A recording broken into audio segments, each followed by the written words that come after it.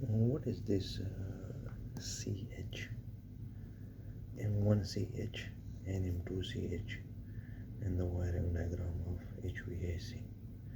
So M1 is motor 1 for the compressor and CH is a crank heater. This is used in the main contactor, normally close. So it's mean that when the main contactor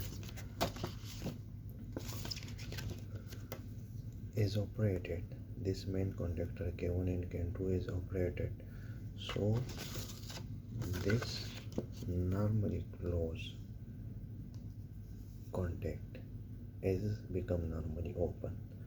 So what is CH? CH is a crank heater which is used to heat up the oil inside the compressor. So this one is a crank heater. This is having two wires. This is crank heater.